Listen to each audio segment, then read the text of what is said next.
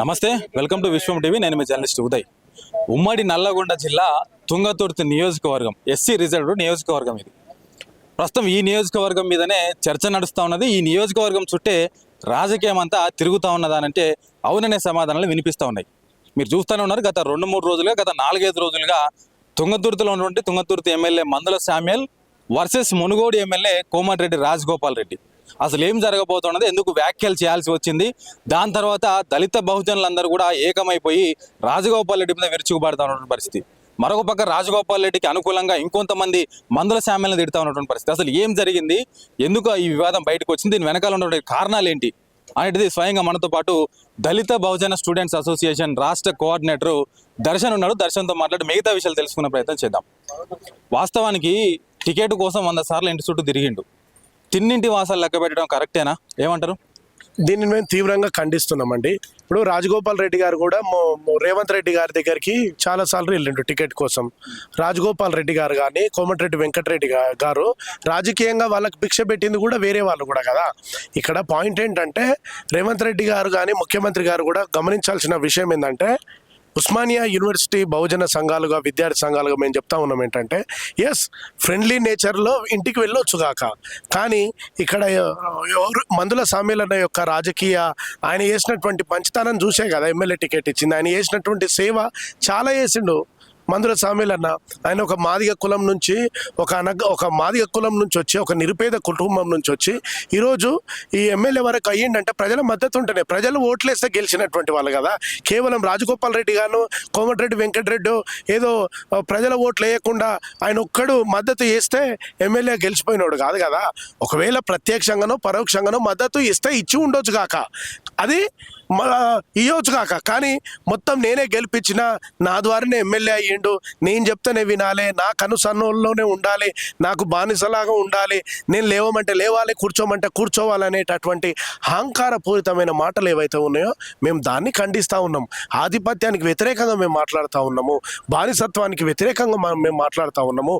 Osmania విద్యార్థులుగా Thungathurthi MLA మందుల Samuel గారికి మాకు ఏంటి, మీకు ఎందుకు ఈ అంశం మీద మీరు మాట్లాడుతూ ఉన్నారంటే, మేము దేశంలో, రాష్ట్రంలో, ప్రపంచంలో ఎక్కడ అన్యాయం జరిగినా బాధితుల పక్షాన సత్యం వైపు, న్యాయం వైపు నిల్చుండేటటువంటి ఒక గొంతుకగా మేము అణగారిన వర్గాలకు ఎవరికి ఏ అన్యాయం జరిగినా, ఎవరి మీద ఆధిపత్యం చేయాలని చూసినా ఆధిపత్యానికి వ్యతిరేకంగా సత్యాన్ని కోసం, న్యాయం కోసం నిలబడేటటువంటి గొంతుకలకు సపోర్ట్గా నిలబడాలనేటటువంటి ఉద్దేశంలో భాగంగా ఈరోజు మందుల శామ్యూల్ గారికి మద్దతు ఎందుకు చెప్తా ఉన్నామంటే, ప్రజలు ఓట్లేస్తే ఎస్సీ, ఎస్టీ, బీసీ, మైనారిటీలు, రెడ్లలో ఉన్నటువంటి వాళ్ళు, వెలమలు, కమ్మలు అందరూ ఓట్లేస్తేనే ఎమ్మెల్యే మందుల శామ్యూల్ గారు తుంగతుర్తి నియోజకవర్గానికి ఎమ్మెల్యే గెలిచిండు. ఎమ్మెల్యే గెలవడానికి అది డాక్టర్ బాబాసాహెబ్ అంబేద్కర్ గారు ఎస్సీ రిజర్వ్డ్ స్థానము ఈ దేశంలో ఇది ప్రత్యేకంగా ఎస్సీలకంటూ, ఎస్టీలకంటూ వీళ్ళకు ప్రత్యేకంగా చట్టసభలలో అవకాశం కల్పించాలని కొన్ని స్థానాలను రిజర్వ్ చేసి పెట్టిరు. ఈ రిజర్వ్ చేసిన సందర్భంలో ఇప్పుడు మందుల శామ్యూల్ గారు అక్కడ ఎమ్మెల్యేగా పోటీ చేయాలని ప్రయత్నం చేసిండు, ప్రజలు ఆదరించారు, ఎమ్మెల్యే గెలిచిండు. పోటీ చేయాలనేది ప్రయత్నం చేసిండు, కానీ ఆ సమయంలో అప్పుడున్నటువంటి ఆ హీట్ వేవ్లో, కాంగ్రెస్ వేవ్లో టికెట్ కోసం చాలా మంది పోటీ పడ్డారు. కేవలం రాజగోపాల్ రెడ్డి ఫోన్ చేసి చెప్పిండు కాబట్టే టికెట్ వచ్చిందని చెప్పేసి చెప్పిండు. ఆయన నాకు సపోర్ట్ చేసిండు, ఆయన వల్ల గెలిచినని చెప్పి కూడా చాలా సందర్భాల్లో చెప్పిండు. ఇప్పుడు నిన్న మొన్న రాజగోపాల్ రెడ్డి కూడా ఎమ్మటే మాట్లాడుతూ ఏమంటే, తుంగతుర్తి ఎమ్మెల్యే శామ్యూల్ నువ్వు రాసి పెట్టుకో, జీవితాంతం ఎక్స్ఎమ్మెల్యే బోర్డు పెట్టుకొని తిరగవలసిందే అని అన్నాడు. ఆయన మాటను పట్టుకుని వాళ్ళ తుంగతుర్తి నియోజకవర్గంలో ఉన్నటువంటి ప్రతి ఒక్కరు కూడా, అంటే ఆయన వ్యతిరేక వర్గమా అనుకూల వర్గమా పక్కన పెడితే, ఇది లాస్ట్ టైం తుంగతుర్తి ఎమ్మెల్యేగా మందుల శామ్యూల్ ఉండడం, ఇంకా జీవితంలో గెలవడం అంటున్నారు. ఏం చెప్తారు? ఖబర్దార్ బిడ్డ రాజగోపాల్ రెడ్డి గారు, ఖబర్దార్ అని చెప్పేసి ఓయూ విద్యార్థులుగా మిమ్మల్ని హెచ్చరిస్తూ ఉన్నాము. ముందు మీరు చూసుకోవాల్సింది మునుగోడు నియోజకవర్గం. మునుగోడు నియోజకవర్గంలో కేవలం రెడ్లు వస్తే ఓట్లేస్తే గెలవలేదు. ఎస్సీ, ఎస్టీ, బీసీ, మైనారిటీలు అందరూ ఓట్లేస్తేనే గెలిచిర్రు. మాదిగలు కూడా ఓట్లేస్తేనే మీరు గెలిచిర్రు. ముందు నీ నియోజకవర్గాన్ని చూసుకో. కోమటిరెడ్డి వెంకటరెడ్డి గారు ఉన్నారు, ఆయన నియోజకవర్గాన్ని వాళ్ళని చూసుకోమనండి. మేము అంటున్నాం ఈ సందర్భంగా, మేము రెడ్లకు వ్యతిరేకం కాదు, ఫ్యూడల్ రెడ్లకు వ్యతిరేకము, ఆధిపత్యం చేసేటటువంటి వాళ్ళకు వ్యతిరేకము. మంచి చేసేటటువంటి రెడ్లు ఉన్నారు, మేము వాళ్ళకి కాపాడుకుంటాం, గౌరవిస్తాం. మేము అంటా ఉన్నాం ఏంటంటే, ఈ సందర్భంగా మందుల శామ్యూల్ గారికి టికెట్ ఇచ్చి గెలిపించింది నేనే అని చెప్పుకునేటటువంటి మాటను మేము తీవ్రంగా ఖండిస్తూ ఉన్నాము. ఇంకోటి, నువ్వు జీవితాంతం ఎక్స్ఎమ్మెల్యేగా బోర్డు పెట్టుకొని తిరగాలని చెప్తున్నటువంటి కుల అహంకారపూరితమైనటువంటి మాటలు కోమటిరెడ్డి రాజగోపాల్ రెడ్డి మాట్లాడుతూ ఉన్నాడు. మేము ఆ వాక్యాల్ని తీవ్రంగా ఖండిస్తూ ఉన్నాం. కులహంకార పూరిత మాటలను మీరు అన్నారు. కానీ కాంగ్రెస్ పార్టీకి సంబంధించి ఇదే క్రమశిక్షణ కమిటీ చైర్మన్ మల్లు రవి ఎవరైతే ఉన్నారో ఆయన ఓ సందర్భంలో ఎవరు అడిగారు ఇట్లనే, ఏం సార్ మరి తుంగతుర్తి పంచాయతీ ఏంది అంటే, లేదు మేము సామెల్ని మందలించినాం, ఇంకోసారి అట్లా మాట్లాడాడు ఆయన, ఇక ఇంతటితో ముగిసిపోయింది వ్యవహారం అని చెప్పేసి గదే దళిత సామాజిక వర్గానికి సంబంధించినటువంటి ఎంపీ అంటున్నాడు. ఏం చెప్తారు? మేమేమంటున్నామంటే మల్లు రవి గారిని చెప్పించారంటే ముఖ్యమంత్రి రేవంత్ రెడ్డి గారు ఆ మాట అంటే దళితులకు ఏదైనా సమస్య వచ్చిందనుకో, ఎస్సీ వాళ్ళతోటి మాట్లాడిస్తారు. ఎస్టీలకు సమస్య వస్తే అందులోకి వెళ్ళి ఒక ఎస్టీ నాయకుని పిలిపించి మాట్లాడతారు. బీసీలకు సమస్య వస్తే అందులోకి వెళ్ళి ఒక బీసీ నాయకుని పిలిపించి మాట్లాడతారు. ఇక్కడ ఏం జరిగిందంటే కుట్ర జరిగింది. అదే మల్లు రవి గారితో మాట్లాడించి మందలించడం అనే మాట చెప్పించడం అనేటువంటిది. రేవంత్ రెడ్డి గారు ఒక రెడ్డి, ఇప్పుడు ఇక్కడ కోమటిరెడ్డి వెంకటరెడ్డి ఒక రెడ్డి, ఇక్కడ ఉన్నటువంటి రాజగోపాల్ రెడ్డి గారు ఒక రెడ్డి. నేనేమంటున్నా అంటే పార్టీలకు మేము సపోర్ట్ చేయట్లేదండి.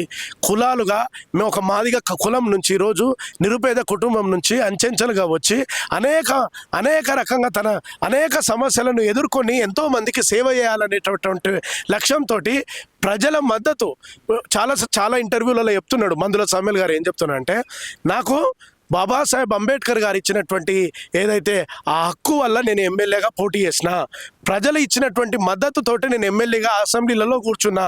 కానీ నాకు ఎవరో భిక్ష పెట్టిర్రు, నాకు ఎవరిలో అవకాశం ఇచ్చారు అనేది కాదు. నాకు ఆ స్టాబిలిటీ ఉంది, నాకు ఆ స్టామినా ఉంది, నేను ప్రజలకు మంచి చేసిన ఆ చరిత్ర నాకున్నది కాబట్టి నన్ను ఎమ్మెల్యేగా ప్రజలు గెలిపించారు అని మందుల సామ్యుల్ గారు చెప్తా ఉన్నారు. రేపు సమయం వస్తే ఇదే కోమటిరెడ్డి వెంకటరెడ్డి, రాజగోపాల్ రెడ్డి, ఇదే రేవంత్ రెడ్డి ఇద్దరు ఒకటైతారు.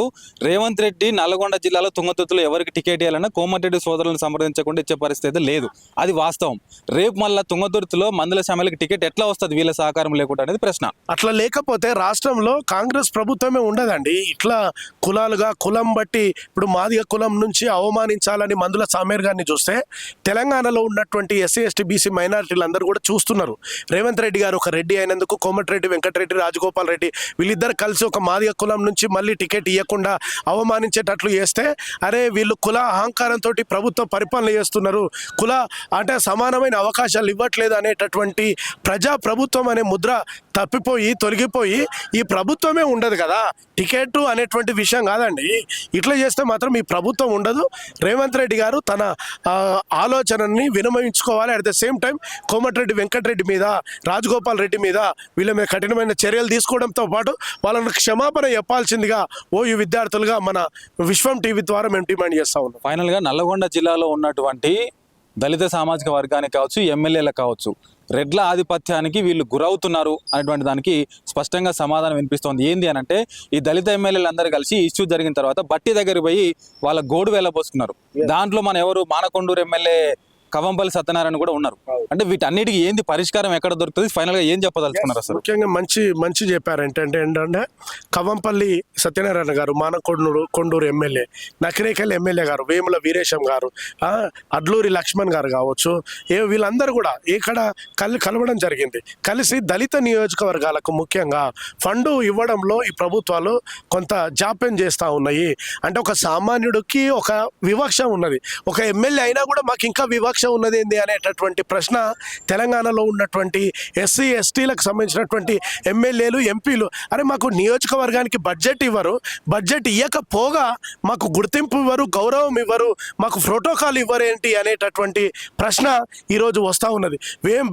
ప్రధానంగా మందుల సామ్యుల్ గారు ఒకటే ప్రశ్న వేస్తూ ఉన్నాడు, నా నియోజకవర్గానికి వచ్చి నాకు ఎందుకు ప్రోటోకాల్ ఇస్తలేరు అనేటటువంటి ప్రశ్న వేస్తూ ఉన్నాడు. కాబట్టి మందుల సామ్యుల్ గారికి మా మద్దతు ఉంటుంది.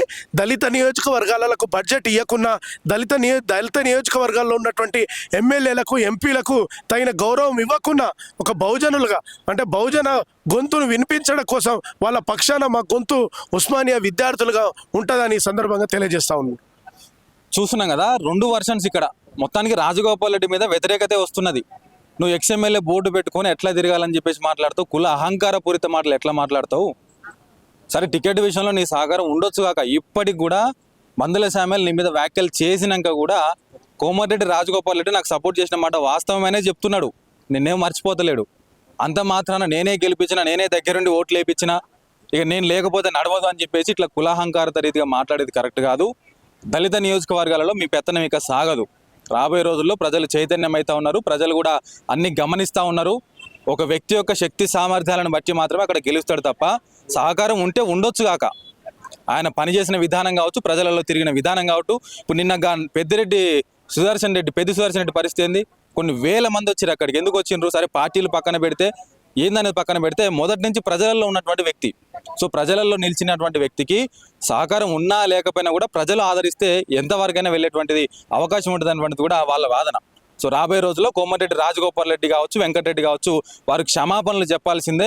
వాళ్ళ కులాహంకారిత తత్వం ఇంకా రాబోయే రోజుల్లో కొనసాగదని చెప్పేసి వాళ్ళు కరాఖండిగా చెప్తూ, ఇంకొకసారి ఇట్లాంటి నియోజకవర్గాల మీద కావచ్చు, ఇట్లాంటి ఎమ్మెల్యేల మీద ఏ దాడి జరిగినా కూడా మేము ముందు వరుసలో ఉండి వాళ్ళ తరపున కొట్లాడతాం, నిలబడతాం, కలబడతాం అని చెప్పేసి వాళ్ళు మాట్లాడుతూ ఉన్నటువంటి పరిస్థితి. కెమెరామెన్ ప్రవీణ్తో ఉదయ్, విశ్వం టీవీ, ఉస్మానియా యూనివర్సిటీ, హైదరాబాద్.